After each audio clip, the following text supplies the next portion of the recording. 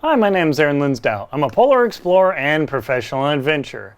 Today I'm going to show you how to turn top ramen into a backpacking stove and emergency burner in a pinch.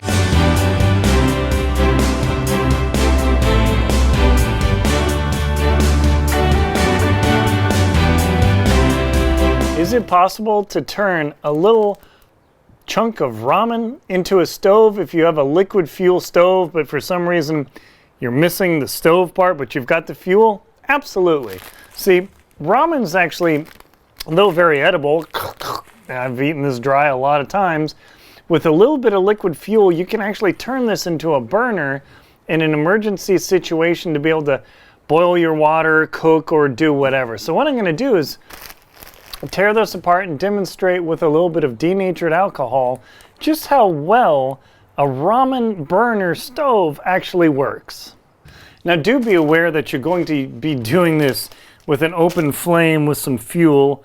I'm carrying this denatured alcohol in a soda bottle, but in an emergency situation, this actually works incredibly well. And the reason you do this is so that the flame stays in one place, because if you pour out the fuel all over the place and light it, it's uncontrolled and it doesn't really get you anywhere. But by putting the fuel on this ramen and lighting it with a flint striker, that you can actually contain the fuel and it will actually burn for a long time. Now, do be mindful that I'm in my bed of my truck, which is relatively safe because it's breezy outside, and I'm handling open liquid fuel, so it's something to be very cautious of. And all I'm going to do is just add 1 cap of denatured alcohol to the stove. Now, before I light it, I'm going to do the best to dry out my hand because I don't want my hand to light on fire. But as you'll quickly see,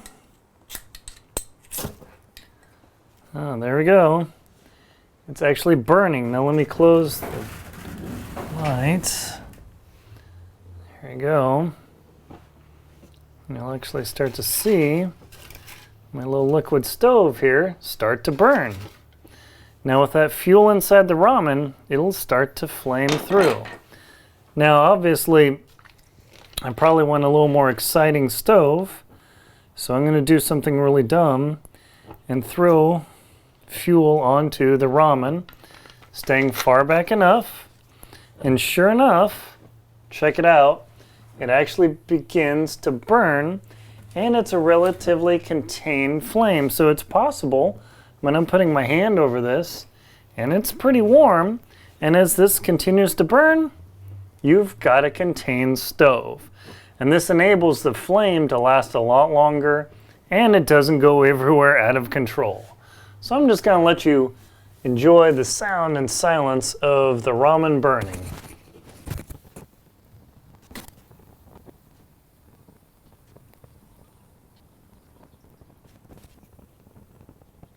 Now, as you can see there, I didn't go crazy with this top ramen stove because, well, I didn't want to engulf my garage in fire.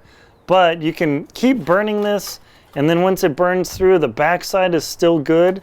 So you could actually just keep adding fuel or pour a lot more fuel on there. Obviously, this is not Canada Dry.